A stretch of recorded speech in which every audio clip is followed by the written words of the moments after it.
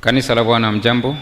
Jambo. Kwa majina naitwa John Paulo Baruani, nimetoka Kongo kama nilivyotanguliza kusema. Sawa. Baada ya kufuata kwenye mtandao katika kupekua simu, Mungu alikuwa ananiongoza, nimeenda kupata madhabahu hii kwenye simu. Nikajisikia ndani ya moyo wangu niwe ninaifuatilia.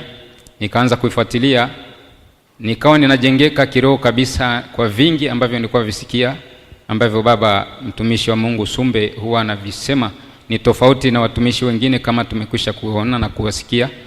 Nikawa nasikia kwamba hapa ni madhabahu ambayo iliyo sahihi, nikajisikia kuwa nafuatilia wakati wote. Na baada ya kufuatilia nilikuwa ninaonyeshwa, ninapandishwa kiwango cha uinjilisti, maana mimi nilikuwa nachaguliwa mwinjilisti mahali ambapo na kuwa ninashiriki mahali nakaa.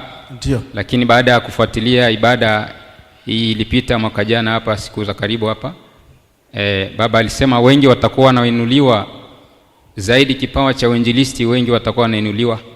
Lakini ikawa kwangu mdhibitisho wakati aliposema baba, nikawa ninaona kwamba ninainuliwa. Ninashukuru Mungu kwa kuwa nimeinuliwa katika huduma ya uinjilisti. Amina. Asante. Nashukuru Mungu sana kwa kuwa kanisani kwetu nilikuwa nachaguliwa kwa kama vile karani au mwandishi, lakini ilikuwa nachukuliwa cheo changu kama vile cha kawaida.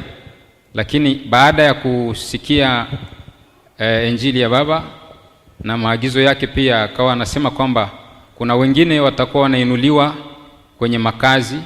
Ikawa hiyo siku Jumapili yake ilikuwa mbele inafuata, nikawa ninakamilishwa kabisa rasmi kuwa mwandishi, na hata nikawekewa mahali pangu na baraza yangu ama na ofisi yangu kamilifu. Ninamshukuru Mungu kwa kuwa ameniinua kwa njia.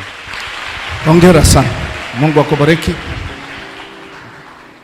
Baba, asante kwa kile ulichoweka ndani yake.